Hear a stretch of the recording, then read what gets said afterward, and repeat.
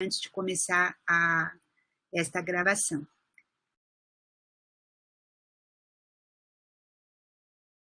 Bom dia, então, obrigada pela presença no dia de hoje, dia 3 de março de 2021, e estamos começando, então, mais uma sessão do SIG Farmaco, um grupo de interesse especial em farmacologia e terapêutica, que está dentro da rede nacional, Rede RUT, né, e esta é uma atividade com apoio da Sociedade Brasileira de Farmacologia. E no dia de hoje, então, iniciando, meu nome é Maria Cristina Velar, sou uma das co-coordenadoras desse SIG Farmaco, e me auxiliando aqui nessa apresentação, os professores Emiliano, professora Rose, professor... não, estamos os três, né? Nós três, pela coordenação SIG, e iniciando aqui, estaremos auxiliando nesta organização e encaminhamento. Só rapidamente... para aqueles que estão aqui pela primeira vez, então essas sessões elas já estão acontecendo já há 2 anos, estamos indo para o 3º ano de edição. Aqui na tela vocês têm uma ideia da representação que nós temos aqui em termos nacional. Então, nas bolinhas vermelhas, as instituições federais, estaduais, hospitais que estão interligados com a gente pela rede física da rede RNP, e as bolinhas azuis, a partir do momento, desde o ano passado, quando passamos a ter estas sessões, então, via web conference, então, são todas as instituições, no momento, 54 instituições participantes.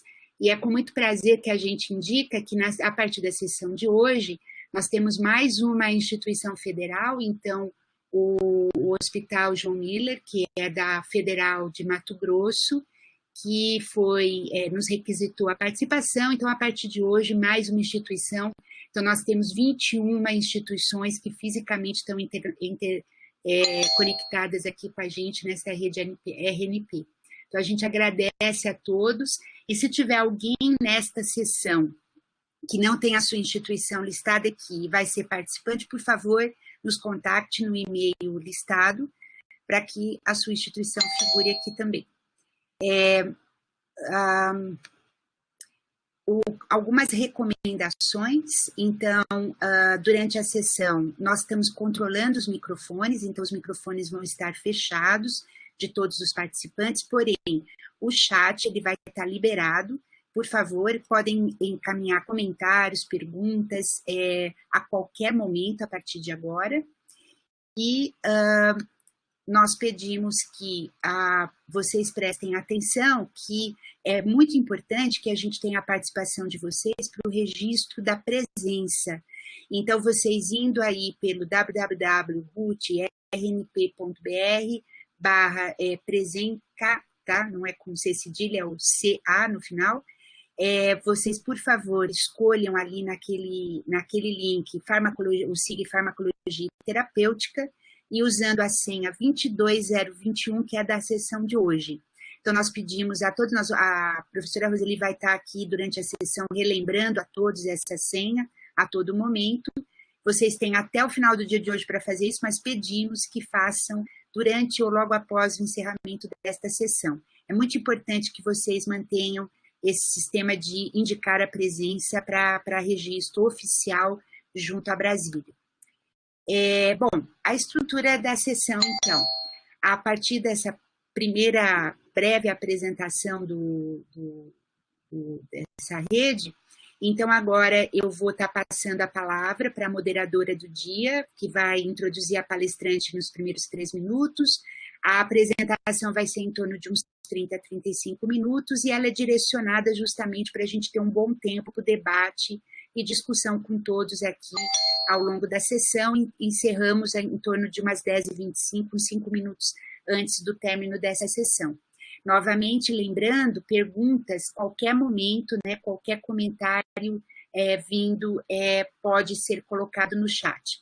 Aproveito também para lembrar que se tiver alguém pelo streaming neste momento, o streaming não tem acesso a essa área do chat que nós vemos aqui na tela, mas há o link aí para vocês encaminharem comentários, e nós também vamos estar olhando aqui e direcionando para a moderadora que encaminhará a palestrante. Então, ou seja, vamos estar monitorando chat e streaming em paralelo.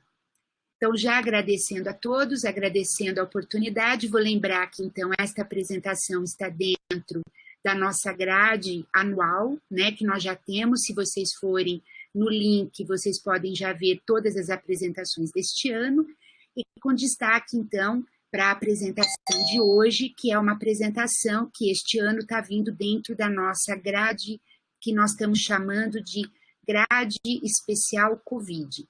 E hoje, então, com a palestrante, a professora Regina Marcos, que vai vir com a temática, né, melatonina, pulmão e coronavírus. Então, a partir de agora, eu gostaria de convidar a professora Cláudia Martins, da UFRJ, que é uma participante aqui do nossa rede SIG, e que hoje, então, está convidada e estará fazendo, então, a moderação desta sessão. Então, professora Cláudia, professora Regina, obrigada da participação. E, Cláudia, a partir de agora, eu deixo a coordenação com você. Obrigada. Obrigada, Cristina. Bom, primeiramente, bom dia a todos. Eu gostaria de iniciar agradecendo a coordenação do SIG Farmaco pela oportunidade e privilégio de estar aqui hoje apresentando a doutora Regina Marcos, que vai nos brindar, né, com uma palestra sobre melatonina no contexto da Covid. Bom, eu gostaria de fazer uma breve introdução da doutora Regina Marcos. Ela é professora titular do Instituto de Biociências da USP e pesquisadora sênior do CNPq, e também membro da Academia de Ciências do Estado de São Paulo e da Academia Brasileira de Ciências. Ela é graduada em Ciências Biomédicas pela Escola Paulista de Medicina e defendeu seu doutorado em Farmacologia pela mesma instituição. Como nós temos vários convidados, né, que são novos na SBEFT, ou até mesmo não são membros da SBEFT, eu gostaria de ressaltar também a atuação da doutora Regina Marcos na pesquisa e também em entidades ligadas às políticas de ciência e tecnologia do país. Ela foi presidente da SBEFT e membro dos conselhos de diretoria da FESB e SBPC, além de ter atuado em comitês de assessoramento da CAPES, CNPq e do Conselho.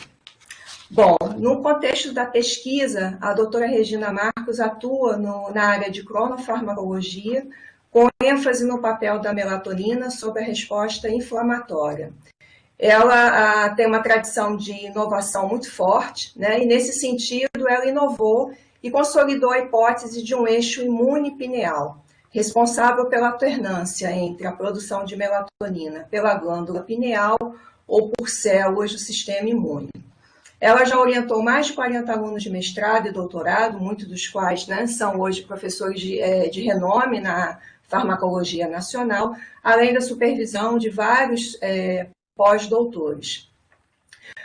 Como parte do seu reconhecimento internacional, a doutora Regina Marcos ela possui um fator H de 30 e recentemente coordenou o terceiro encontro da FASEB sobre a biologia da melatonina, realizado nos Estados Unidos, além de fazer parte do Comitê para Receptores de Melatonina da União Internacional de Farmacologia, a IUFA.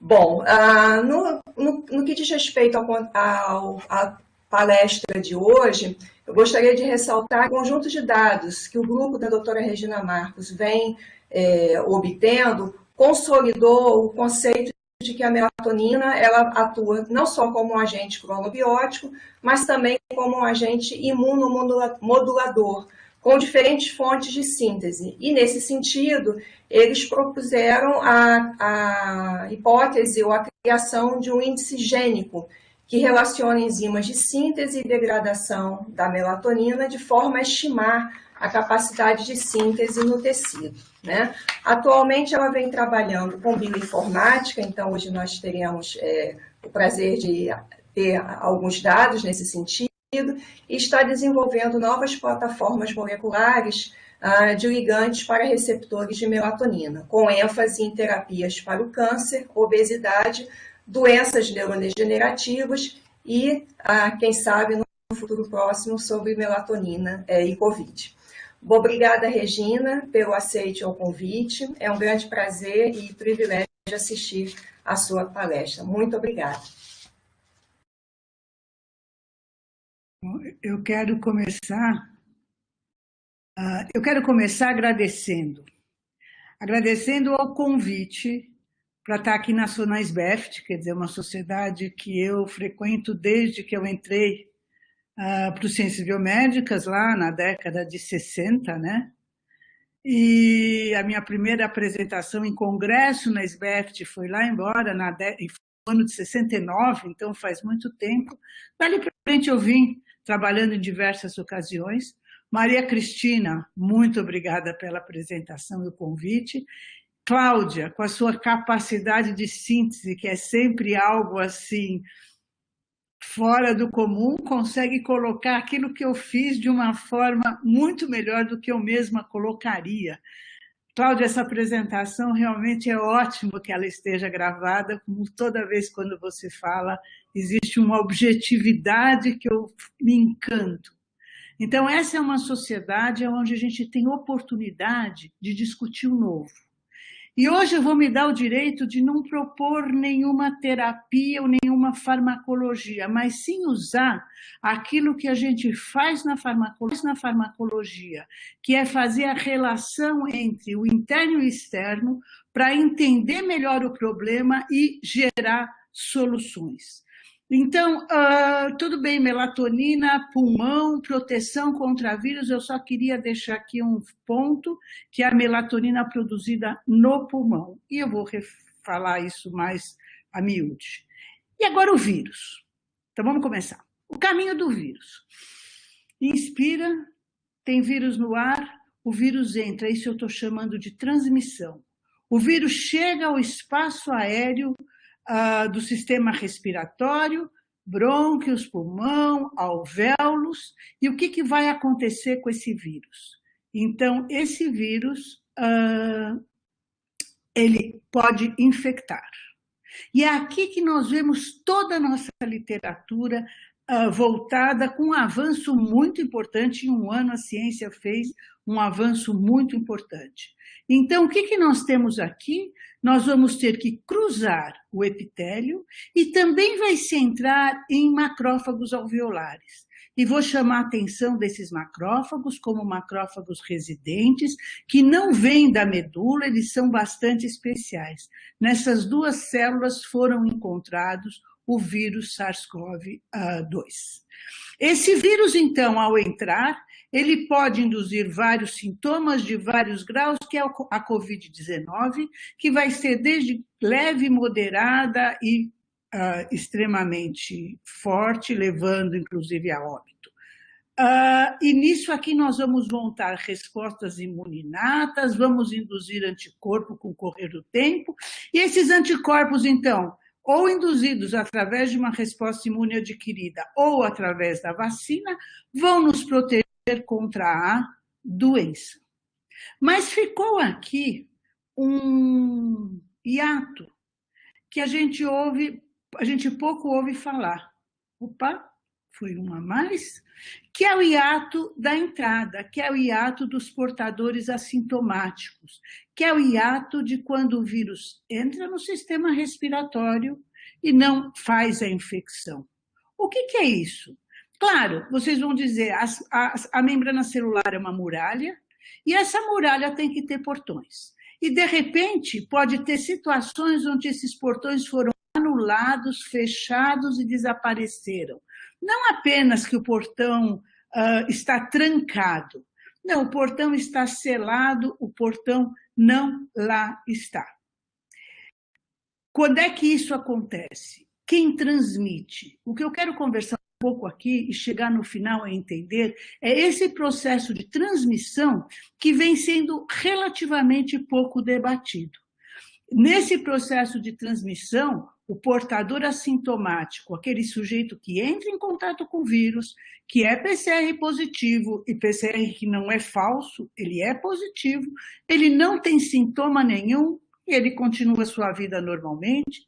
Nós vamos ter todos os vacinados, nós vamos ter muitos dos recuperados, Todas essas pessoas, na realidade, não vão desenvolver doenças, assim esperamos, ou novas doenças, mas o vírus vai continuar estando no ar e eles vão ser pessoas saudáveis, mas será que eles têm alguma coisa a ver com transmissão? Essa foi a minha pergunta lá no início do processo, quando eu comecei a estudar algo que eu não vou contar muito para vocês, a não ser que venha nas perguntas, que foram aqueles navios fechados de turismo, onde apareciam estatísticas bizarras sobre pessoas que pegavam ou não a doença.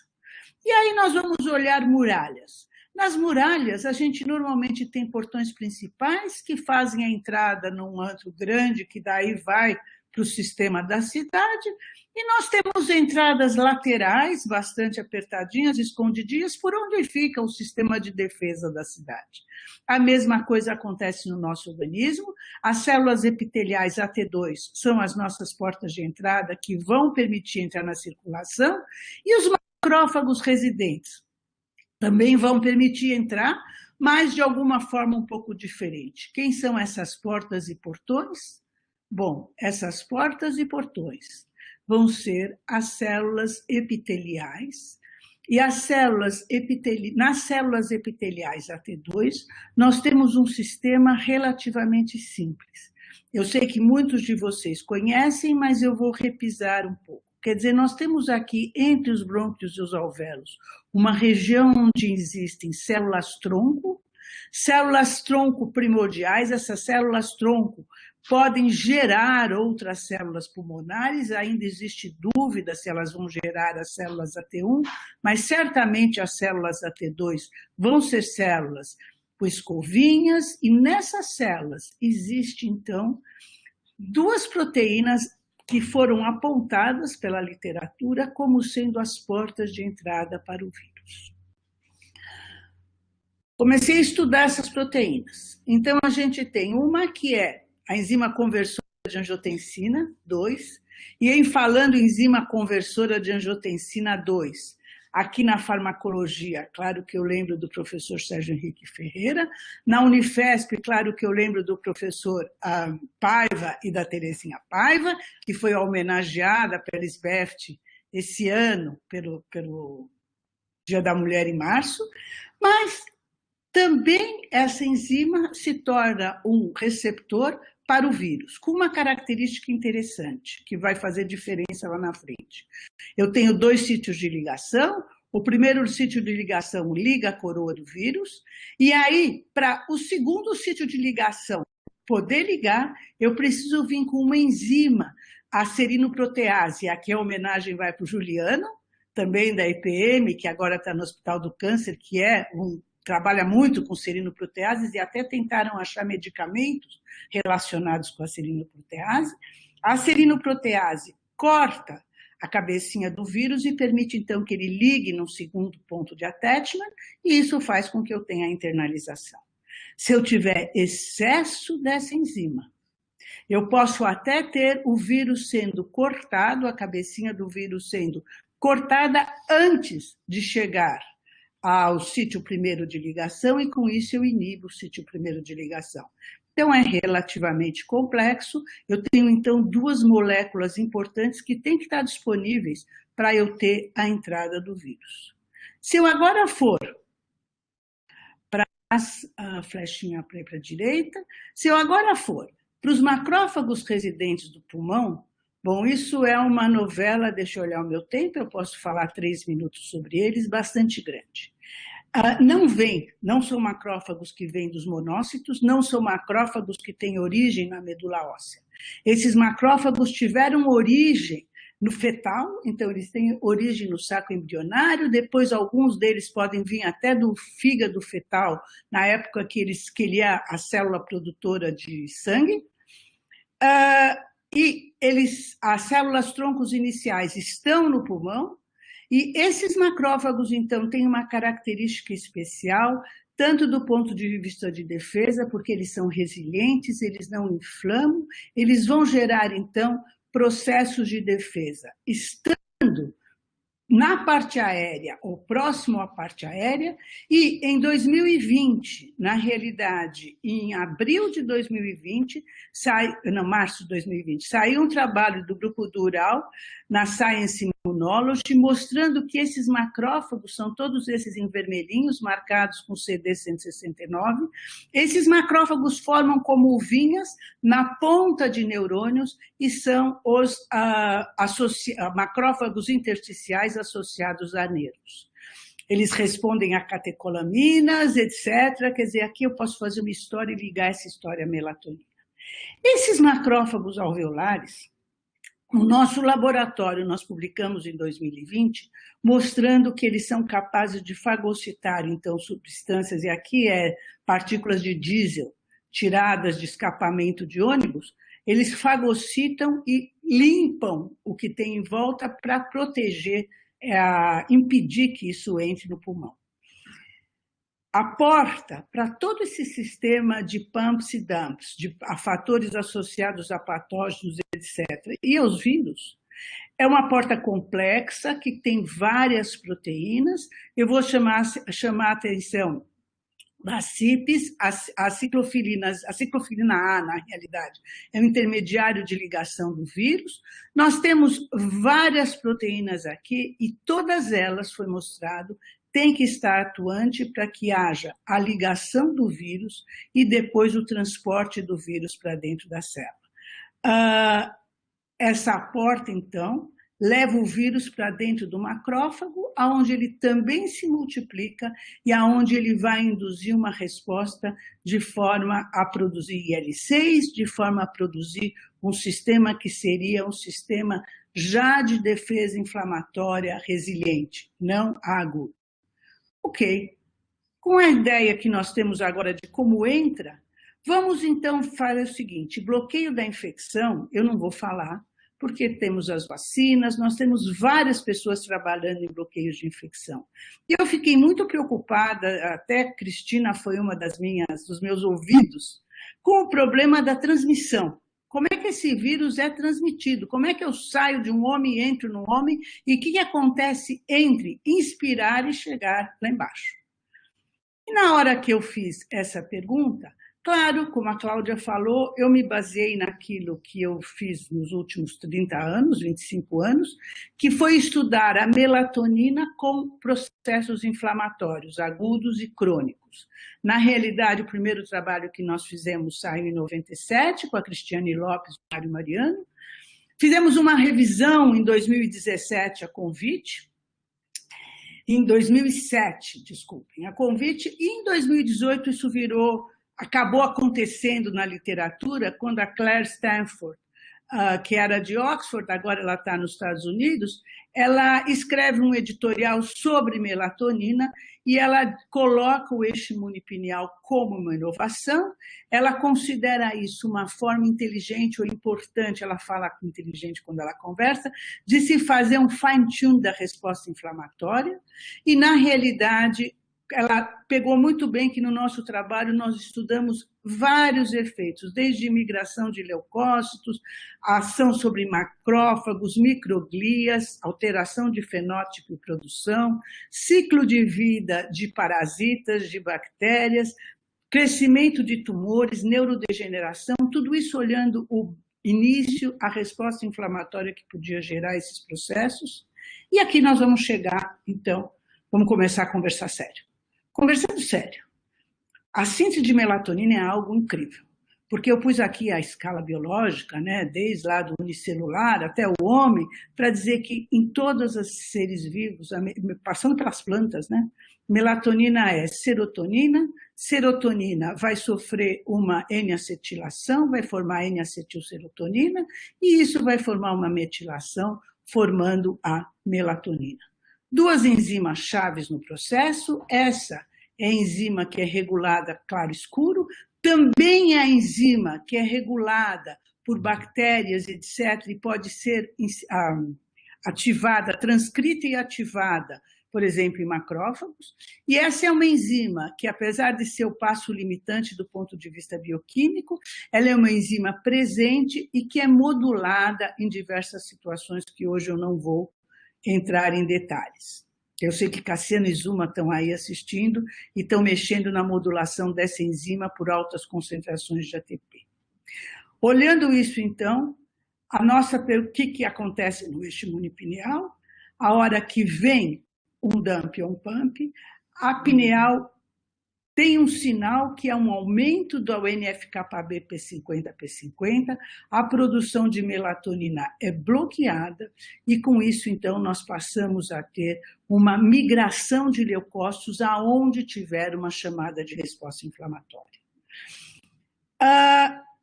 O que nós temos também na periferia, e aqui não é só na pineal, porque na pineal acontece em microglias, etc., mas também em geral, uma resposta por pumps e dumps leva à ativação de P50-REUA, que vai por citocinas pró-inflamatórias, INOS, moléculas de adesão, tudo isso vocês conhecem bastante bem, melhor, alguns até muito melhor do que eu. Mas existe uma coisa que acontece nesse processo, que é a transcrição do gene HEL. A hora que transcreve HEL vai induzir a síntese de C-HEL, que é um dos subtipos de NF-κB, que quando está presente em macrófagos, quer residentes, quer macrófagos não residentes, em várias outras células imunodependentes, nós vamos ter, então, a produção de melatonina. Então, isso é uma produção induzida de melatonina para se iniciar a resposta anti-inflamatória da resposta inflamatória. No momento, o laboratório, Cassiano está estudando no momento com Zuma o timing desse processo e parece que o timing desse processo é relevante para a manutenção do sistema. Ok, se nós formos então um pouquinho para frente, agora vamos para o pulmão. O pulmão que eu quero conversar com vocês logo, e aqui no pulmão, um trabalho publicado em 2020 com ratos, então aqui vocês veem aqueles macrófagos alveolares, eles fagocitam partículas de poluição in vitro. A hora que eles fagocitam essas partículas, eu tenho, conforme aumenta a densidade de partículas, uma diminuição de viabilidade dessas células e, na presença de concentrações crescentes de melatonina, eu aumento a viabilidade celular em todas as concentrações de DEP. Se eu for agora olhar o que está acontecendo com a expressão da enzima NAT, que é a enzima-chave na passagem de serotonina para N-acetilserotonina, a partícula de diesel induz essa expressão, aqui está a matemática, induz a fosforilação, que nós chegamos na forma ativa, e isso vai induzir a produção de melatonina. Ok, macrófago pulmonar produz melatonina. Como é que acontece nos humanos? Bom, humanos a gente não foi lá poluir humano, né? Nem pegar células, mas a hora que se pega macrófagos humanos, nós pegamos do banco de células de Kyoto, da KEG. Então, que vocês podem, e pegamos macrófagos em necroptose, nós usamos os macrófagos que estão na KEG, depositado todo o genoma, e o que nós fizemos foi fazer uma análise de enriquecimento gênico para determinadas vias de transcrição. E usamos, então, a via de transcrição para necroptose. Isso a gente encontra na Universidade da Califórnia, San Diego, esses programas que permitem fazer isso. Gabriela Kinker e Pedro Fernandes foram os dois envolvidos no processo. E o que vocês veem aqui claramente é que a gente tem uma correlação negativa com a expressão do gene da NAT, uma correlação negativa com o MT1 e uma correlação negativa com o MT2. Então, naqueles macrófagos que não têm a expressão, nós vamos ter uma correlação negativa com o processo de necroptose. Ok, seguindo em frente, nós vamos então olhar o animal rato. Colocando o rato numa câmara que fica lá na Faculdade de Medicina na Dr. Arnaldo, facility cedida pelo professor Saldiva, e a equipe do Saldiva ajudou muito nisso.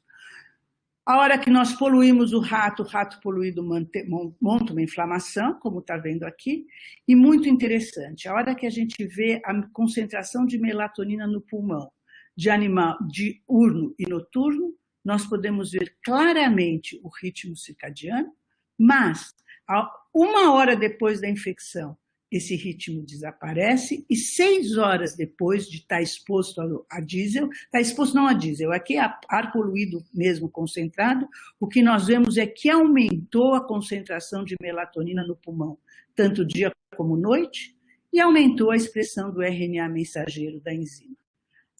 Então isso aqui significa o quê? Que a poluição foi capaz de induzir a produção de melatonina na enzima, no pulmão.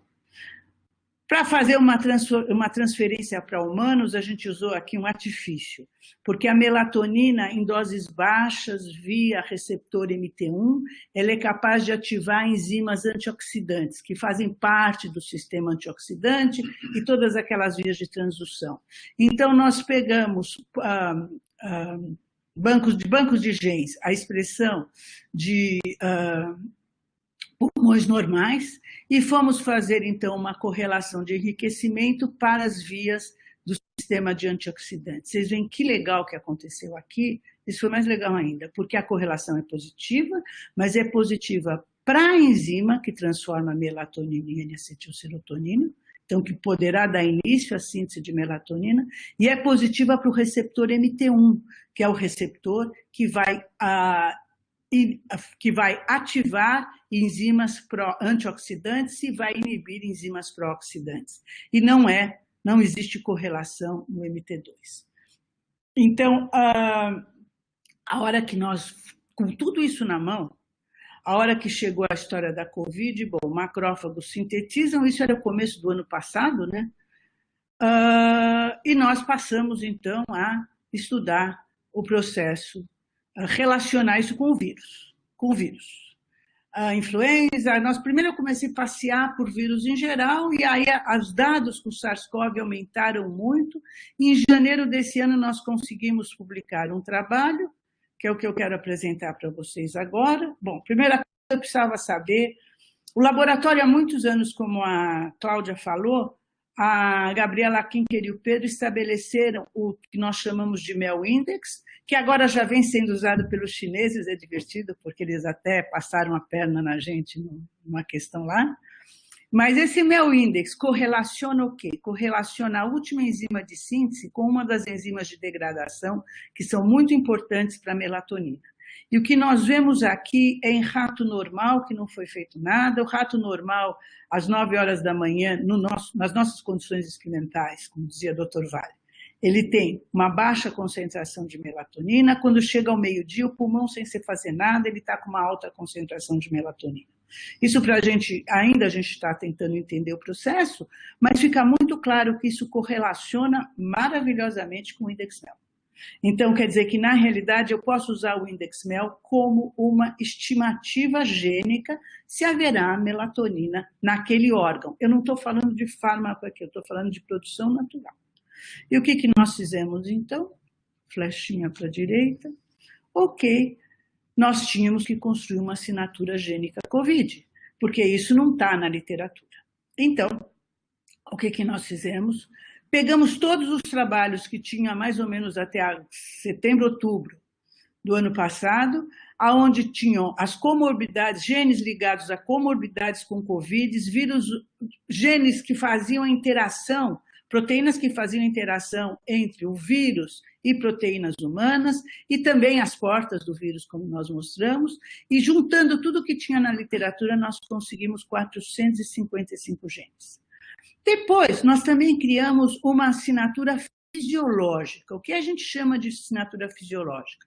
Nós estamos querendo estudar a transmissão. Então, a minha ideia foi a seguinte, ok, vamos olhar o que acontece entre o vírus entrar num sujeito normal.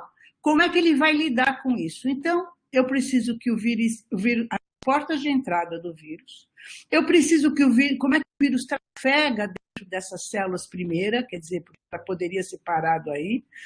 Eu preciso de energia, então uma atividade mitocondrial, e eu vou ter transcrição e efeitos translacionais e pós-translacionais, eu vou pegar os processos que a literatura me dava. E nisso nós conseguimos 212 genes que estão contidos na realidade nesses 455. Mas isso é o que o vírus encontra sem ter desencadeado nada ainda, é o que ele encontra fisiologicamente falando. Ok. Com isso na mão, nós fomos, então, fazer as nossas análises de bioinformática. E nós fizemos 2 tipos de análise. Primeiro, que foi a análise de correlação da expressão gênica versus o index MEL. E segundo, a análise de enriquecimento gênico, como você consegue fazer na Universidade da Califórnia, San Diego. Eles têm isso montado, inclusive, com a curadoria de todas essas vias com todas essas vias de transmissão. Então, o que vocês podem ver que foi muito interessante é que nós vimos uma correlação negativa muito importante, aqui 78 mais 85 genes, aqui é só um refinamento matemático, que eu coloquei o erro alfa e o erro beta, quer dizer, a possibilidade de eu aceitar uma hipótese, de eu rejeitar uma hipótese correta ou de eu aceitar uma hipótese errada, e separamos isso em 2 níveis estatísticos. Então, a gente vê claramente que existe sim uma correlação negativa, e a hora que a gente vai analisar por todas as vias que esses genes, vias de sinalização que envolvem esses genes, nós nitidamente vemos aqui, então, uma correlação negativa. Ponto seguinte, Cláudia já está me dizendo que eu tenho mais 5 minutos. Obrigada, Cláudia. Então, o ponto seguinte foi a gente criar um sistema topológico. E isso foi criado junto com o grupo do Marcus Bucherich, da Botânica, que é professor, é titular da Botânica e atual diretor do Instituto. Eles trabalham muito com topologia de imagens de transcrição gênica. Então, aqui, o que interessa é o seguinte, a hora que eu pego genes que muitos se expressam num conjunto de genes, eu posso ver se eles se comunicam de alguma forma, ou se existem genes que se expressam menos e estão na relação entre eles, como se fossem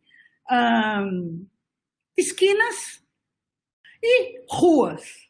E, na realidade, esse programa também é usado pelo nosso Detran para calcular trânsito aqui em São Paulo, que é um trânsito complicado. Então, a gente vê que nós pegamos só os 40 genes mais significativos dos estudos anteriores, e a gente vê claramente que existem nós, tanto para quem tem baixo index MEL, como para quem tem alto index MEL nos pulmões normais.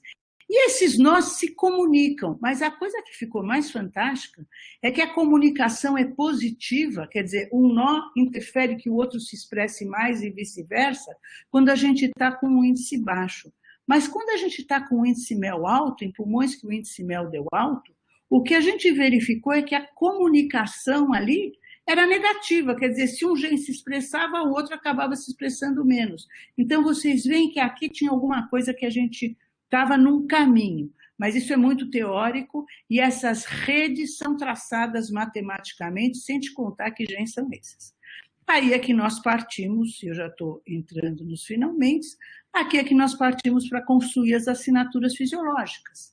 E quando nós construímos as assinaturas fisiológicas, nós construímos entrada, tráfego intracelular, transcrição e translação, energia mitocôndria. E vocês podem ver que em todas as 2 análises feitas de correlação e análise de gene set enrichment, análise de enriquecimento gênico, conhecendo agora as vias de transmissão, todas elas fazem uma correlação negativa muito importante com o index MEL. Como se a pessoa que tivesse uma produção alta de melatonina no pulmão, essa pessoa encontraria o vírus, mas o vírus não teria o quê? O vírus não teria as enzimas da porta. E agora, conferindo gene por gene, nós vimos que ACE2, todos, claro que ácido hialurônico não é proteína, né? Mas todos os demais proteínas envolvidas na porta do macrófago. E ACE2 envolvido na porta da célula epitelial 2, na AT2, a transcrição gênica é reprimida em indivíduos com alto nível de index MEL. Quer dizer, então, se eles tivessem alta produção de melatonina, essas portas estariam fechadas. Ao contrário, a protease transmembrânica, que seria na protease 2, o que acontece é que a transcrição gênica está aumentada, indicando que talvez nós poderíamos ter mais proteína. E se tivesse um excesso dessa proteína, já é sabido que ela pode, inclusive, se desprender da membrana e ela age cortando, abrindo a cabeça, a corona do coronavírus, antes dele ter chance de se encontrar com a sua porta de entrada. Então, dessa forma, tudo isso indicaria que as portas estariam fechadas no indivíduo que tem alto índice MEL. Então, o vetor é o ser humano, o ar é por onde se transmite e o hospedeiro é o ser humano. Até agora, nós estamos sempre trabalhando com invadiu, infectou, resposta imunológica, doença, proteção, mas sempre olhando a parte imunológica. Agora, nós estamos querendo entender, entrou, e o que acontece com o vírus? O que acontece com o vírus é relativamente, eu tenho que imaginar que é relativamente simples. O que acontece com o vírus é que se entrou, eu vou transmitir. Eu não posso deixar o vírus entrar, porque vão ter indivíduos aonde o vírus vai entrar, e esses indivíduos vão ser os chamados portadores assintomáticos, porque eles não têm portas para o vírus gerar qualquer relação. Mas o que acontece com o vírus nesses indivíduos? Nesses indivíduos, o vírus não entra, fica disponível e é passível de sair para o meio ambiente novamente. Então, nós temos aqui, finalizando, o indivíduo com alto teor de melatonina no pulmão, ele seria um transmissor. Ele seria assintomático? Sim, ele seria assintomático. Mas o vírus, a ele não faria efeito. Ele até poderia ter um PCR positivo se fosse feito na época certa. Mas o vírus entraria e sairia, inspira, expira e não pira. Quer dizer, o vírus entra, sai e pode encontrar um outro na frente. Esses pacientes também podem ser transmissores, claro, e vacinados também poderiam ser transmissores, claro. Nós agora estamos buscando identificar, dosar melatonina, quer na saliva, quer de outras formas, determinar índice MEL, mas eu acho que uma forma importante que já está acontecendo em determinadas comunidades é conscientizar que, na realidade, nós vamos passar por um período onde ainda a máscara daqueles indivíduos que seriam positivos, seriam assintomáticos, eles usarem máscaras, eles estarão protegendo os demais. Ações farmacológicas. Tem 2 grupos que estão trabalhando com a gente para gerar formas interessantes e vamos ver se são factíveis de fazer uma administração de melatonina que possa chegar ao pulmão. Mas, no momento, a gente sabe que a melatonina em excesso dessensibiliza receptor MT1. E a outra coisa, tomar melatonina fora de hora e esquecer que existe uma fase cronobiótica, isso só pode acontecer se a dose for muito baixa. E a porta de entrada não é a via oral. Então, a melatonina circulante, isso é muito importante, já tem dados mostrando, não são dados muito que todos aceitam, mas vem sendo cada vez mais aceito, que a melatonina circulante não passa diretamente para o pulmão. O pulmão fabrica a sua melatonina. Então, dessa forma, tomar melatonina, que vai passar pelo fígado, vai ser degradada, etc., etc., não é a forma certa de se conseguir ter melatonina no pulmão. Aqui nós vamos ter que trabalhar, como a Cláudia falou, inclusive com a possibilidade de ter ligantes MT1. E com isso, eu hoje quero agradecer a todo mundo que está aqui. O laboratório tem muita gente ao longo de todos esses anos que contribuiu com tudo. Mas hoje eu vou me reter ao Pedro, ao Marcos e à Gabi, que são coautores do trabalho, ao Reiter, que é editor da Melatonin Research, e que depois, se vocês quiserem, ele pôs um fogo danado para esse trabalho sair, e saiu. A Cristina Velar, que me escutou inúmeras vezes, com inúmeros papos e com ideias. O Cassiano, do nosso grupo, que fez também uma série de discussões comigo que foram super importantes. E a Débora e a Sofia Lotan, que além de discutir, porque elas estavam, enfim, um pouco adiantadas nessa história de vacina e etc., as duas, quer dizer, a pequenininha, na realidade, a Sofia foi quem fez as ilustrações que estão no trabalho e ajudou a montar as figuras. Com isso, eu quero agradecer a todo mundo e estou aberta para as perguntas.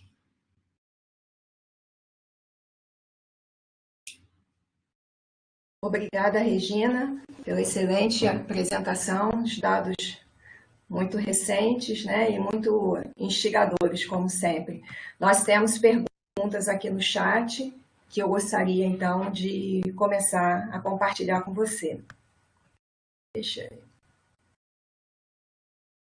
A Renata Rocha, do Nascimento, ela pergunta, em relação às proteases que auxiliam a entrada do vírus nas células, depois que ocorre sua ligação com a enzima ECA2, além da ADAM17 e da protease, né, TMPRSS2, quais seriam as outras proteases? Renata, eu assim de cabeça eu não sei te responder. Eu sei que nós tínhamos 5 proteases que estavam nessa relação alteradas por melatonina. Tá? Então, na realidade, pelo index MEL, quer dizer, essa correlação com o index MEL. Tudo isso está disponível no trabalho, a gente deixou aberto todas essas correlações. Tá? Então, o contexto é o seguinte, o uso das proteases vai ser um uso que vai estar relacionado, que pode estar relacionado ou com o impedimento da entrada do vírus, ou às vezes até com a facilitação. Portanto, é que os resultados com proteases, até onde eu acompanhei, eles têm coisas bastante positivas e outras não tão positivas. Agora, o que eu foquei nessa apresentação foi a serinoprotease, porque é a serinoprotease que vai estar, que é faz parte da porta de entrada, a ADAM também faz, quer dizer, eu também vou ter todo o processo ligado à ADAM, e eu vou ter mais 4 proteases, são 5, 6, quer dizer, 5 além da serinoprotease que estão alteradas que são sob o julgo, vamos dizer assim, desse MEL Index, tá? Acho que é o máximo que eu consigo te responder, a não ser que você queira me espremer mais um pouco e trazer o porquê da pergunta. Obrigada, Regina. A próxima pergunta vem da Alexandra Aco, de Curitiba. Ela parabeniza pelo trabalho, né? Então, parabéns pelo trabalho. Seria possível confirmar os dados de bioinformática experimentais em pacientes com Covid ou em pacientes assintomáticos com teste positivo para Covid? Há previsão de pesquisa translacional no grupo? Alexandra, obrigada pela pergunta, prazer estar aqui te escutando. Sim, é possível nós ainda não mexemos com pacientes com Covid. O que eu estou no momento focando é a gente tentar correlacionar o index MEL com portadores sãos. Então, eu já tenho amostras de portadores sãos em uma cidade aí no interior do Brasil, onde o laboratório de análise correu amostras com seus funcionários por um tempo longo. Então, existem pessoas que realmente já foram, e eles foram testados várias vezes, então essas pessoas apresentaram vírus positivos, mas nunca apresentaram a doença. Então, a gente está buscando uma forma de, através de material colhido, avaliar o index MEL e avaliar principalmente genes ligados com esses processos. Então, sim. Aqui em São Paulo também nós estamos conseguindo algumas amostras de pessoas que convivem. Então, famílias, núcleos familiares bastante fechados ou relativamente fechados, aonde pessoas adultas, não só crianças, mas pessoas adultas não pegaram a doença, apesar de conviverem intimamente com pessoas que ficaram bastante doentes. Então, isso é uma outra aproximação, e eu acho que a aproximação com Covid, com a doença, também seria importante. Eu só vou adentrar uma coisa aqui, Alessandra, que eu não falei nada na minha apresentação, porque eu quis focar na transmissão, que eu acho que é o grande problema do momento. Mas esses macrófagos residentes, na realidade, aí faz parte de uma outra coisa que eu faço, mas esses macrófagos residentes, eles produzem uma quantidade muito grande de IL-6. Isso é sabido, está na literatura. E em vários tipos de pneumonia, até pneumonia terminais, antes de 2020, quer dizer, não ligadas à Covid, mas que são comuns em UTI, você tem a cytokine storm, você tem o pulmão branco e você tem uma correlação entre isso e IL-6. Será que esses macrófagos deixaram de produzir melatonina para produzir tanto IL-6 ou estão produzindo a mais do que deviam? Então, isso também é uma abertura para ensaios translacionais. Então, eu tenho algumas perguntas e tenho alguns contatos, mas nós não estamos, não tem nada ainda, estamos em andamento, digamos assim. Tá? Obrigada pela pergunta e depois, se você quiser mais alguma coisa, eu estou super aberta, porque isso eu preciso de ajuda. O professor André Pulpo, obrigado pela linda apresentação, Regina. Há algum agonista melatonérgico que dessensibilize menos o receptor MT1 do que a melatonina? André, primeiro, obrigada pela pergunta, obrigada pela presença, é sempre bom ver todos vocês. Eu queria agradecer, eu estou olhando um e um aqui, quer dizer, super legal, parece que a gente devia fazer Miliano, eu acho que o que estou sentindo falta é ter 1000 quadradinhos aqui para a gente tirar uma foto no final, mas eu acho que você sempre faz isso, né? Então, na realidade, que dessensibilize menos, eu não sei. Porque agonista MT1 é a coisa mais difícil. O grupo com que a gente trabalha, existem agonistas MT2, os agonistas MT1 que existem são mistos, então isso é um processo que está em evolução. E a partir do momento que você começa a achar essa farmacologia que pode ser especial e dividida entre os dois receptores, é a hora que a gente tem que ir atrás dos agonistas. Mas, André, eu sei que isso você entende legal, existe um problema adicional aí, e que eu não falei nessa apresentação. Porque são sempre dímeros, né? Então, o receptor de melatonina, um GPCR, funciona na base de dímeros. Ele dimeriza com 5-HT2. Então, dimerizando com 5-HT2, o estímulo entra pela serotonina e sai pela melatonina. Mas ele também dimeriza com o receptor órfão GPR50, que é um ortólogo de um receptor de melatonina que vem das aves, e que vem antes das aves. Então, esses receptores, nos humanos, eles não ligam melatonina. Mas quando eles são expressos e o controle da expressão deles é via melatonina, eles dimerizam com o MT1 e baixam a afinidade do MT1 pelo seu agonista. Então, esse estudo de sensibilidade de MT1, tem muita gente fazendo, mas ele está realmente na boca do momento. Quer dizer, o grupo dos Jokers andou de um lado, tem um grupo na Inglaterra, que agora eu esqueci quem era, andou do outro, mas nenhum deles ainda consegue ver essa big picture. Talvez porque está muito difícil de entender uma resposta funcional adequada que a gente possa dizer, essa resposta é só desse receptor, essa resposta é só daquele. Nesse caso das enzimas antioxidantes, é o que eles mais estão vendo, e vocês veem que foi muito legal esse dado de bioinformática, daí que o Reiter também super se interessou, porque ele vem comprovar essa ideia que as enzimas antioxidantes estariam sendo controladas, a transcrição estaria sendo controlada pelo MT1 e não nada pelo MT2. Tá? Espero ter respondido, André, é um pouco confuso, mas é isso aí. Obrigada. Professor Marco Aurélio Martins comenta, né? A professora Regina faz uma abordagem muito elegante e instigante da questão da transmissibilidade do SARS-CoV-2 versus melatonina. Pergunta-se, há alguma evidência de que a melatonina pode modificar a expressão de ACE2 ou modificar a infecção do vírus in vitro? Esse trabalho começou por aí.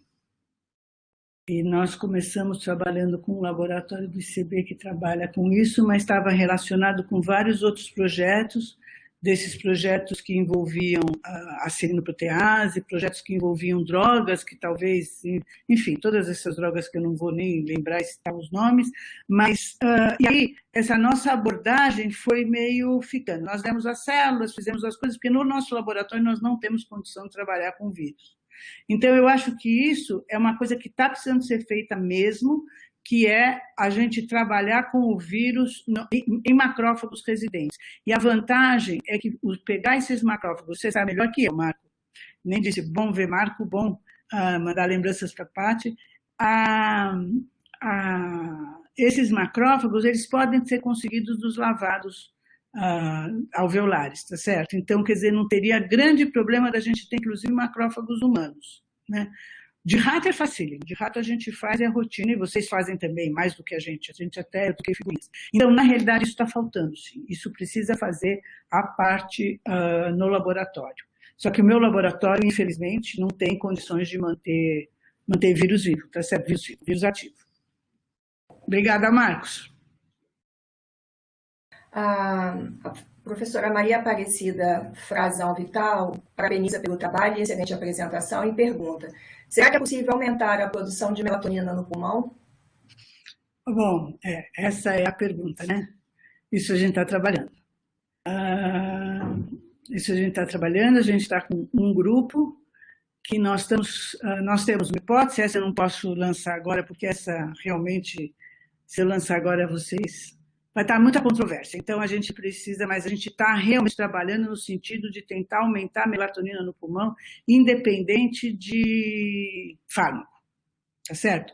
Com fármaco, também a gente está trabalhando no sentido de usar aerosóis, e existem aqui na USP, existem professores, agora fugiu o nome, que fazem aerosol que talvez consiga chegar no pulmão. Quer dizer, talvez não, eles conseguem fazer o aerosol um pouco mais pesado, a vesícula um pouco mais pesada,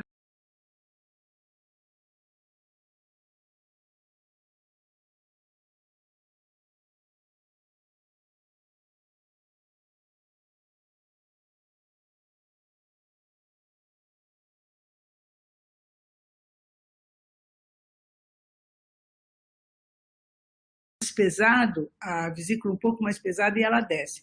E essa vesícula carregar a melatonina. Então, isso é possível. E isso está começando a ser montado. Tá? A outra coisa que nós temos que montar é uma dosagem de melatonina eficaz. Agora, nós estamos também tentando fazer outro tipo de manobra que a gente conhece e que a gente conseguiria também tentar aumentar a melatonina no pulmão. E essa frente tem dois lados. Um da frente é melatonina no pulmão, outra frente é como eu vou dosar a melatonina no pulmão sem ser invasivo. Que também é um problema que a gente tem que considerar, porque eu não posso a cada vez fazer um teste invasivo. Então, é o que a gente está tentando fazer, que a gente está com o projeto elaborado, é no sentido de fazer dosagem em saliva e dosagem em suave. Tá? Que é factível. Professora Lúcia Lopes. Oi, Regina, excelente. Você sabe se tem ativação de NRF2 pela melatonina? Oi, Lúcia, bom dia. Vamos falar contigo. A gente já viu isso juntas, né, Lúcia? Acho que sim. E eu acho que essa é uma via também bastante importante. Que eu acho que isso vai ter implicação. Lembra, a gente conversou na microglia, a gente conversou em vários locais que NRF2 está implicado, sim, e tem como fazer amarração nesse contexto da resposta rápida. O meu problema com o que está na literatura sempre é assim, eles analisam ou muitas horas ou mesmo dias depois do processo, quer dizer, as análises agudas que nem a gente faz, e que são aquelas análises do efeito da interação droga-receptor, efeito, são em geral não são vistas, porque como se procura alvos terapêuticos, se procura dar por muito tempo, e aí depois desse tempo todo é que vai se analisar as vias de transmissão. Mas NRF2 nós temos que voltar a conversar, porque está sim, e eu acho que é uma saída interessante e importante.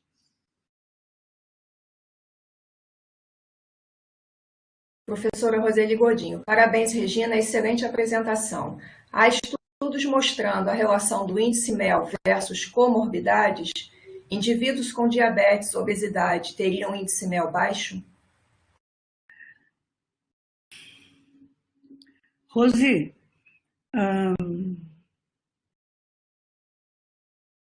na realidade, aqui nem está aqui presente, né? O Sam não veio aqui, né? É o pós-doc que saiu do laboratório há um tempo e está com isso na mão, isso tem que ser publicado. E aí acho que nem é índice MEL, porque aí na realidade se consegue dosar a melatonina.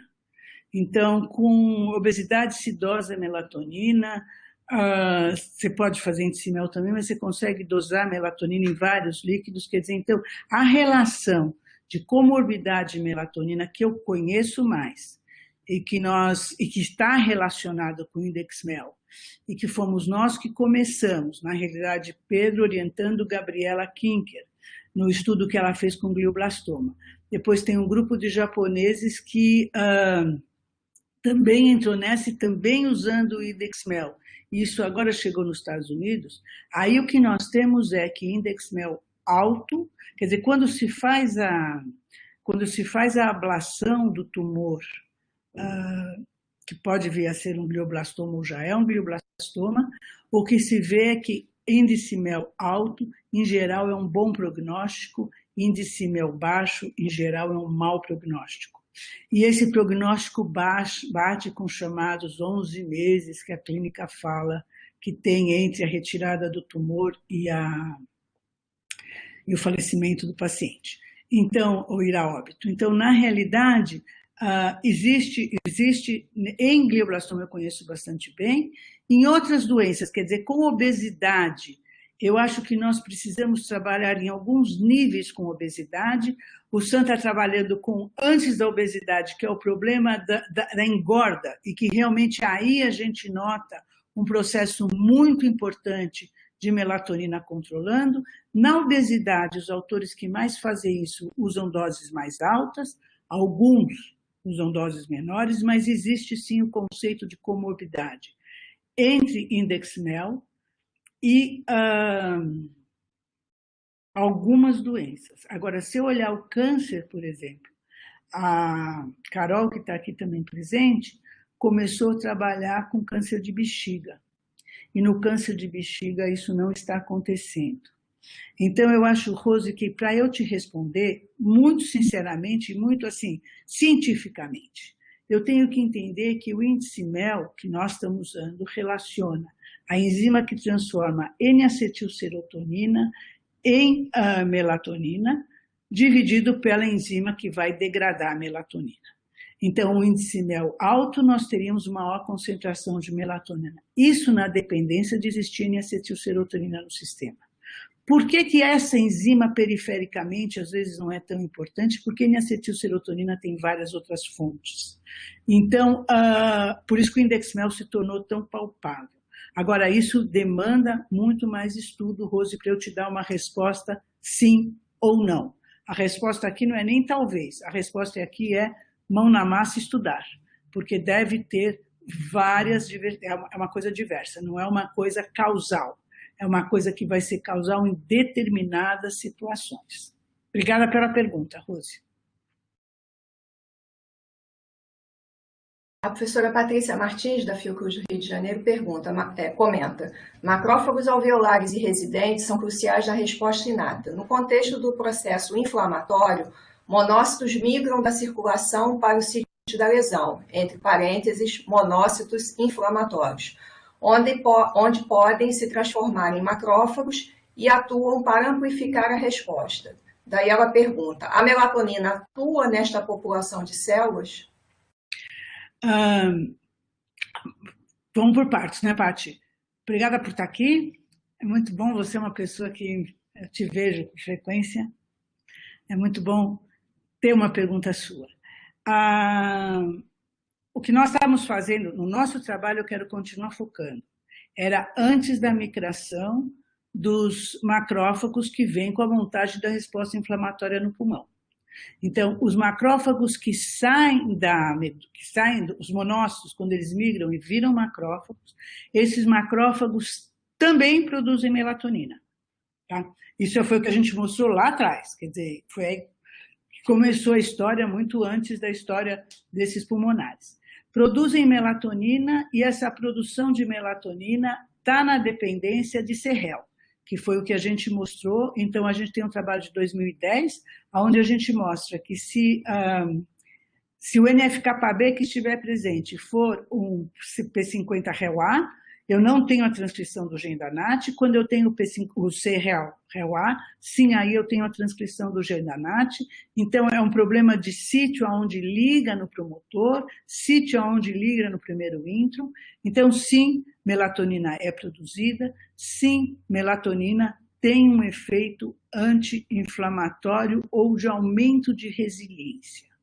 A minha dúvida, Patrícia, que já quase não é mais dúvida, eu acho que a gente está caminhando a passos largos para isso, é que esses macrófagos, e as microglias também têm um pouco essa função, esses macrófagos acabam entrando numa situação em que eles não são pró-inflamatórios, onde eles entram numa fase anti-inflamatória, produzem IL-6, podem inclusive produzir IL-10 e fazer migração, mas esses macrófagos não voltam para uma situação de normalidade, isso quer dizer, a volta agora a gente precisa estudar. Então, sim, macrófagos derivados de monócitos podem produzir melatonina e quando eles produzem melatonina, o que a melatonina aumenta a fagocitose, uma das formas de aumentar a fagocitose é o aumento de dectina 1, por exemplo, e a outra forma de aumentar a fagocitose é aumento de outras moléculas de adesão. Então, eu acho que eu respondi a sua pergunta e podemos conversar depois offline também, que eu vi que a tua linha caiu. Um abraço. Cláudia. Oi, desculpa que demorou para voltar o áudio. Temos agora uma pergunta do grupo do Hospital Universitário Onofre Lopes, da Universidade Federal do Rio Grande do Norte. Bom dia. Gostaríamos de saber se a melatonina administrada por via inalatória seria uma possibilidade. Agradecemos a resposta desde já. Essa é uma possibilidade, sim. Obrigada pela pergunta. O que a gente está escutando, o que a gente está estudando é entender se ela precisa ir a fundo ou não. Então, esse é o estudo com essas partículas que podem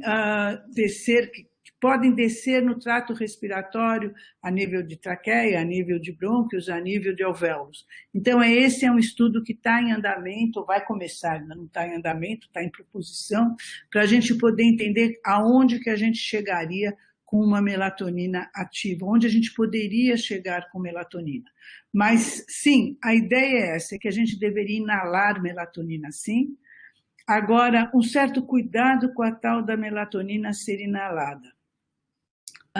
Porque em outros países existem melatonina para ser comprada que é por via nasal. E a única coisa é que as concentrações também são altas, mas uma ideia é inalação até por um sistema de inalação via aspiração. É importante, eu vou frisar aqui uma coisa que acho que é interessante. A gente consegue aquecer a melatonina e manter ela ativa.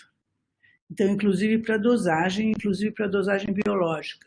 Então, ela suporta realmente alguma temperatura. Claro que não fervura, mas ela suporta alguma temperatura. Inalação seria uma via. A primeira via que eu pensei foi inalação.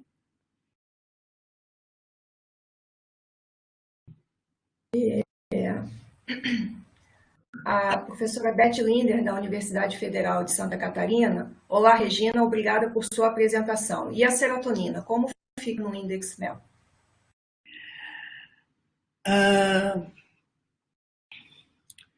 Tua pergunta é boa, Beth. Primeiro, bom dia, vou falar com você aqui.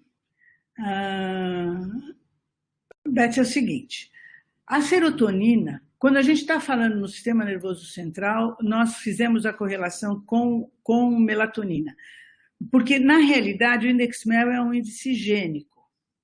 Então, em sendo um índice gênico, eu só posso avaliar o efeito desse índice gênico adjacente, analisando outros genes que seriam transcritos a partir do produto desse gene inicial. Essa é a minha forma de encarar o problema e foi uma forma um pouco diferente para poder fazer a fisiologia do processo. Porque as pessoas que estão trabalhando com genômica, elas ou fazem as linhas de transcrição, maravilha, mas a gente está procurando fazer o que a gente está chamando das linhas funcionais. Então, analisando algo como sendo função de. Então, e por isso que a gente faz as curvas dose e resposta do índice, considerando que cada indivíduo que tiver concentrações diferentes desse índice vai ter respostas diferentes. Então, na realidade, o que nós temos visto até agora é uma alta correlação entre um índice gênico de MEL index alto e determinadas situações. No Covid ficou claro. Quando você vai olhar, por exemplo, em locais em que isso não dá, e a gente começa a estudar a formação de serotonina ou a própria formação da N-acetilcisteína, você começa a ver os buracos. Então, o que eu te mostrei aqui é um local onde isso foi positivo e funcionou. Se você depauperar a triptofano, eu nem falo em serotonina, porque depauperagem depaupera triptofano. Quer dizer, tem trabalhos, e tem até um trabalho que eu publiquei junto, mostrando que se depauperar a triptofano, eu vou ter alteração em melatonina dependendo do padrão de depauperação. Então, aí é claro que esse índice final só vai produzir se eu tiver os intermediários. E a serotonina é importante para a produção da N-acetilserotonina, etc. Então, o que eu vejo nesses indivíduos que eu pego é que provavelmente eles devem estar com serotonina existente. Seria muito interessante a gente imaginar uma condição patológica ou fisiopatológica.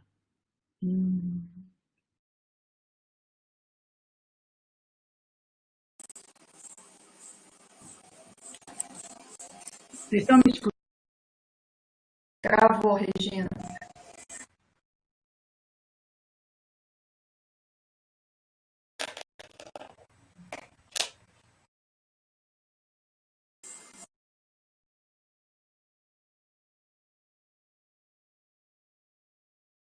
Regina?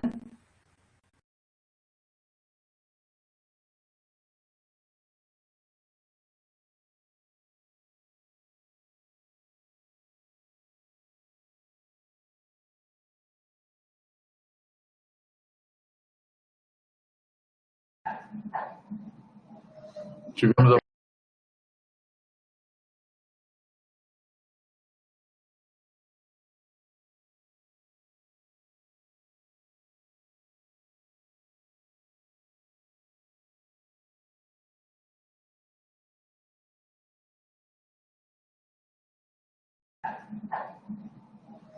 Tivemos alguns problemas de conexão com a professora Regina. Ela vai acessar pelo celular. Obrigada.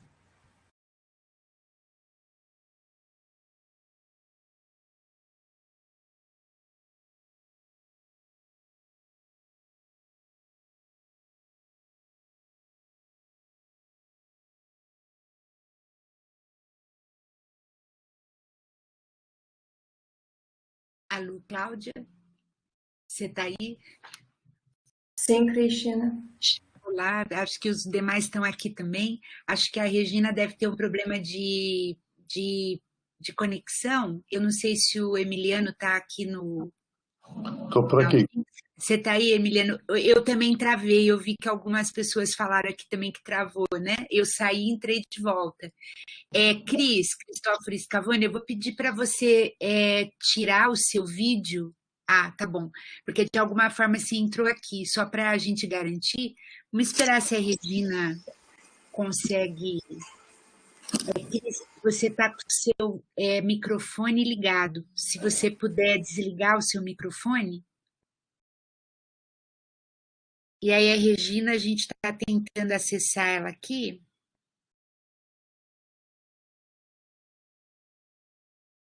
Dois minutinhos, pessoal.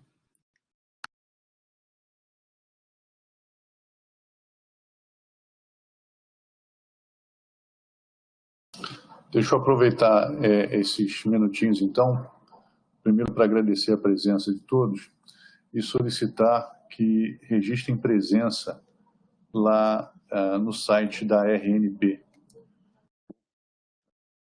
Aqui no chat novamente. O endereço www.rut.rnp.br/presença, lembrando que sem cedilha, e seguir essas orientações para o registro de presença. Obrigada, Emiliano. Cláudia, eu estou tentando ligar para a Regina, não sei se houve algum problema com a conexão dela, porque ela não está respondendo também o celular. Mas, enquanto isso, acho que a gente pode já ir colocando, né? Acho que ainda tinha mais algumas perguntas aqui, se todo mundo tiver um pouquinho mais de paciência para ver se a Regina volta, que aí a gente consegue dar uma finalizada. Emiliana, não sei se você quer... Ela informou que está entrando. Ela está entrando em 2 minutos. Está entrando. Então, se o Emiliano quiser dar uma paradinha, um hold aí na gravação, não sei se é possível, Emiliano, ou é melhor deixar rolando. Eu sugiro deixar rolando. Tá bom, e aí a gente... Já entrei, já estou dentro. Ah, que O bom, Emiliano já me deixou entrar. Desculpem, Tá bom, gente, a Patrícia me contou que todo ela mundo estava em caiu, Cabo teve vários que Frio. caíram aqui. Vocês me desculpem, a Patrícia me contou que ela estava em Cabo Frio e a internet é ruim, mas eu estou em São Paulo e a internet também não é boa. Tudo bem? Vocês estão me escutando? Vamos de volta. A Cláudia pode finalizar com as perguntas, que aí a gente já fecha. Tá eu devolvo para você. Tá ótimo. Gente, mil desculpas. Sim, então obrigada a todos por terem permanecido. Regina, temos uma pergunta da Cíntia Yamile, ela comenta, né? Que a apresentação maravilhosa, parabéns. E os desdobramentos que podem gerar são caminhos possíveis de traçarmos. Existem gatilhos que possamos ativar em humanos de maneira mais eficiente para a produção efetiva de mel em períodos inflamatórios? Não. A gente não conhece esses gatilhos. Quer dizer que, na realidade, o processo da mel no período inflamatório, pelo que a gente está vendo, não é um processo farmacológico. Ele não vai ser um processo que vai ser usado como anti-inflamatório. E eu acho que isso é que o laboratório está começando a mostrar de forma muito clara, que a melatonina vai estar agindo como um processo de progressão da resposta. Então, ela está agindo entre a passagem da fase pró-inflamatória para a fase anti-inflamatória no início da resposta. Então, nesse período, o controle de quanto tem que ter de melatonina é do próprio organismo, porque na hora que monta a resposta inflamatória, a melatonina noturna tem que zerar, porque senão não tem a entrada das células. E isso é o diabético. O diabético, as células não migram da circulação direito para o foco de infecção, ou de infecção ou de inflamação. Como não migra, você não vai ter a montagem de uma resposta firme e adequada. Quando essa resposta é montada pela própria evolução do NF-κB, transformando de HEL-A em C-HEL, você passa a produzir melatonina em um pacote, que eu acho que é o que a gente deveria, uma hora, conseguir avaliar esse pacote, e isso daria o timing do processamento da resposta. Então, por exemplo, tomar melatonina antes de uma cirurgia, que já foi sugerido por várias pessoas, os Estados Unidos.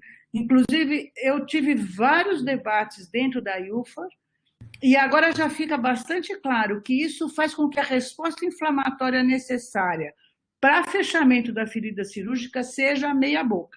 Não vou dizer que ela não aconteça, mas é como a gente dá uma quantidade importante de corticoide antes de uma cirurgia e, de uma certa forma, não deixar a cicatrização ocorrer. Agora, o que acontece depois, quando nós estamos num processo de inflamação, aí sim a melatonina ganha o seu papel farmacológico.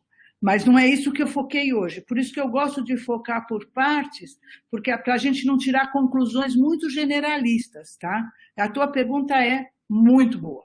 Quer dizer, permite que a gente diga, olha, a melatonina é um hormônio que temporiza. Ela não só temporiza o claro e escuro, como ela temporiza determinadas ações dentro do organismo, porque o controle da síntese é muito estreito. Essa NAT, essa primeira enzima que transforma a serotonina em N-acetilserotonina, essa isoforma, ela é muito particular para a melatonina. Ela serve para muito poucas outras coisas. Ao contrário da SMT, que é uma enzima que serve para metilar vários sistemas. Então, o que eu quero responder é, objetivamente, a melatonina como anti-inflamatório, em processos de inflamação crônica, etc., precisa ser avaliado. Nessa parte inicial, não. Nessa parte inicial, tem que ter o curso do efeito, como ele é, porque eu preciso de um pedaço, eu preciso de horas ou dias, depende da resposta, sem melatonina, inclusive a noturna, para poder montar uma resposta inflamatória adequada. Tua pergunta foi mosca no mel para aquilo que eu gosto de falar. Muito obrigada. Regina, só para citar assim, os inúmeros elogios, né, depois você vai poder acompanhar aqui no chat, agradecimentos às suas respostas. Né? A Beth Linder comenta que ela perdeu a parte final do triptofano. sobre o triptofano. E o Cristóvão Scavone pergunta se existe uma correlação com a concentração de melatonina no pulmão com a do sistema nervoso central. Então, primeiro o Cris, depois Beth, eu falo de novo um pouquinho, porque eu sei que essa ligação paulista aqui, essa minha região, é uma região muito difícil de internet. Eu moro bem na cidade, viu? Então, Cris, não. Não, a gente até o momento, essa é uma produção local. Inclusive a produção cerebral, quer dizer, a melatonina da pineal, ela vai para o cérebro, vai para o brain e vai para a periferia, para a circulação, tá certo? Líquido cefalorraquidiano em circulação, mas tem regiões no cérebro específicas que produzem suas melatoninas. Inclusive a Pinato 2015 mostra isso e tem alguns trabalhos do Tosini que mostram isso. Então, a melatonina local, inclusive agora tem uma que é produzida dentro da mitocôndria.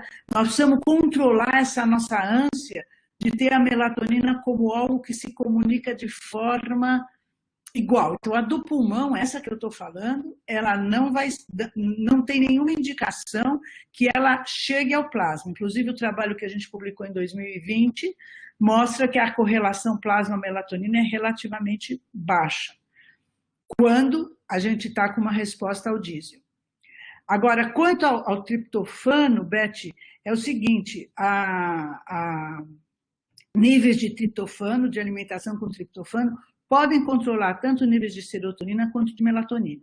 Então, a montante da melatonina, o que vem a montante da melatonina, é uma rede que tem várias correlações. Quando a gente está fazendo o index MEL, a gente já tem que supor que tem NAS à vontade, que tem NAS disponível. Então, agora a gente está escrevendo um trabalho que é com Cassiano e com Azuma, usando mimetizar um stroke, mimetizar um acidente vascular cerebral, injetando altíssimas doses de ATP no intracerebral. Então, o que acontece aí é que eu vou querer fazer o quê? Eu vou querer dizer, então é um ponto que morreram células, dessas células ou mortas, ou necróticas, etc., extravasa ATP. Como é que a pineal vê isso? Como é que o resto do cérebro vê isso? E o que vai para a periferia? Então, nessas situações, essas relações na biossíntese de melatonina, a gente está observando peculiaridades muito interessantes que dependem do controle da N-acetilserotonina. Mas a N-acetilserotonina é a chave para usar a index MEL. Se qualquer coisa para trás estiver alterada, aí nós temos que estudar separadamente. E triptofano é uma das chaves importantes, porque é o que vem para a alimentação, é o que é aminoácido essencial. Obrigada. Obrigada, Regina. Bom, nós encerramos aqui as perguntas que estão no momento no chat. Se houver tempo, eu gostaria de fazer uma pergunta bem breve. Você, dentro dessa amostra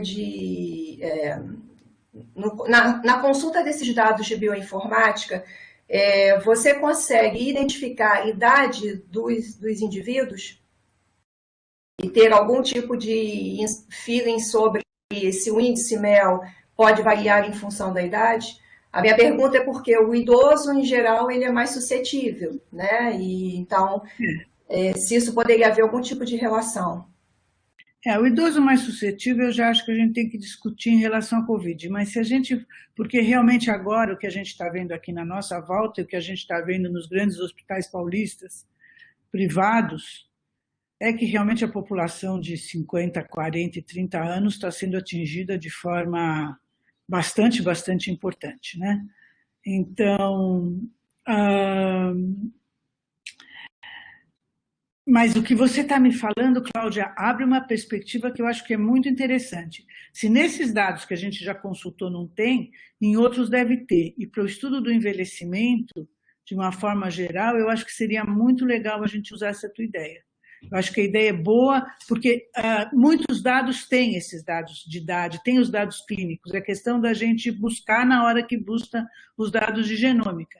Mas aí avaliar realmente o index MEL no pulmão relacionado com a idade, independente de Covid ou não. Porque se você vai para aquelas afecções pulmonares, que o Marcos e a Paty conhecem tão bem, o idoso sempre é mais atingido do que o mais novo, quer dizer, aquelas pneumonias pós-cirúrgicas, né? que tem certos padrões de cirurgia que você levanta o sujeito, porque o pulmão não pode, quer dizer, será que nessas condições a gente não teria a condição de levantar? Já que você tocou na idade, é 30 segundos mesmo, que eu sei que o tempo está acabando, e eu vou aproveitar depois disso e eu vou me despedir também. Existe um estudo de envelhecimento que mostra se uma cidade na Espanha e uma cidade na Ucrânia, naquela região sul da Ucrânia, perto do Mar Negro, quando você vai cruzar para a Turquia, então você tem lá Moldávia, Ucrânia e Mar Negro, são cidades de pessoas muito idosas, cidade de pessoas que vão a 120, 125, a mais velha agora bateu 130 anos. E essas pessoas têm um padrão imunológico de muito jovens e essas pessoas têm melatonina bastante jovem. O Pedro está dizendo aqui para mim que ele acha que ele já testou a idade, talvez não tenha diferença, mas a ideia continua sendo muito, muito boa. Tá? Então, com isso, eu sei que nós estamos adiantados no tempo, eu quero agradecer muito ao convite da farmacologia, da minha sociedade, eu me sinto muito bem aqui, eu me sinto em casa. Foi um prazer falar com vocês. Eu quero parabenizar realmente todos que estão fazendo esse SIG-Farmaco. Eu já assisti vários e eles são realmente uma forma muito interessante da sociedade se manter ativa, viva, não só no tempo do Covid, mas, na minha opinião, no dia a dia de todos os dias, por todos os anos, porque, na realidade, é uma forma do Brasil se encontrar nessas carinhas dentro do Brasil.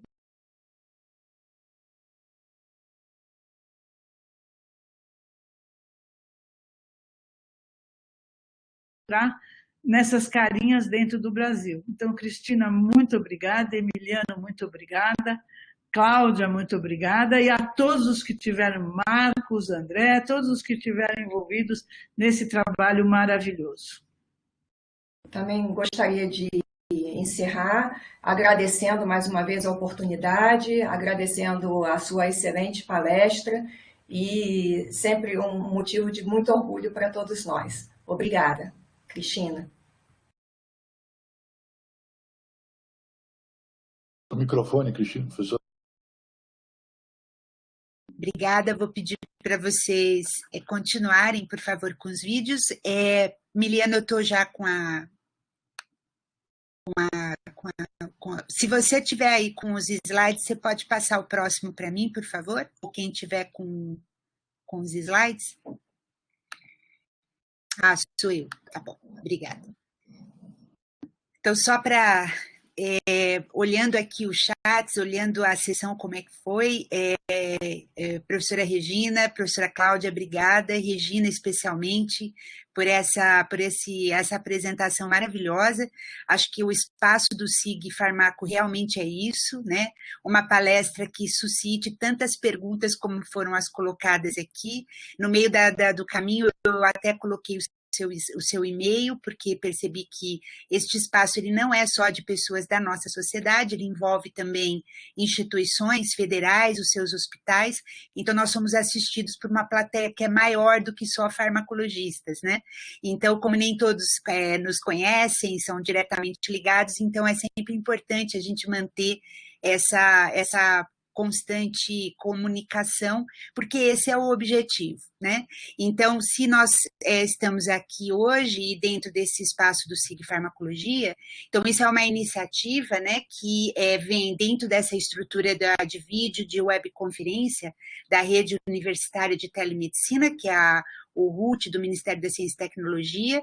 Temos aqui as instituições, e você tem razão, Regina, porque essa iniciativa, ela é uma iniciativa dentro do governo federal que nos dá essa oportunidade dentro das instituições, porém abarcada pela SBEFT, que é a Sociedade Brasileira de Farmacologia e Terapêutica Experimental. E por isso, um ponto importante de encontro essencialmente de farmacologistas, mas ampliado, né? Então a gente fica muito satisfeito. Só hoje eu estava contando aqui, 2, 4, 6, 8, 10, são 11 estados do Brasil reunidos, Então, Amazonas, Bahia, Goiás, Rio Grande do Norte, Pernambuco, Ceará, São Paulo, Rio de Janeiro, Santa Catarina, Paraná e Distrito Federal. Então, eu acho que a gente teve uma sessão com muitas perguntas e a ideia é continuar essa divulgação e promover principalmente as ideias e a comunicação, né, entre os pesquisadores, não só farmacologistas. Por isso, essa sessão gravada, ela está com o apoio da SBEFT na página da sociedade e a gravação estará disponível nesse endereço que vocês estão vendo aí na tela. É um canal do YouTube e normalmente demora umas 24 horas para o vídeo estar disponível, mas quem quiser retomar ou ajudar a promover e distribuir para outros colegas nas instituições, por favor, divulguem, né, esse link. Então, só finalizando, essa palestra, então, foi dentro de uma agenda Covid. A próxima, nós vamos estar dentro da nossa agenda, que é a agenda original, que é a terceira quarta-feira do mês, e a próxima palestra será direcionada no tema Educação e Ensino, com o professor Camilo Leles, que é aqui da Unifesp. Então, convidamos a todos aí no dia 17 de março, né? Teremos uma nova sessão, então já estão todos convidados. Então, para terminar, lembrando a senha da sessão de hoje, os colegas estão colocando aí, né, o link para vocês acessarem.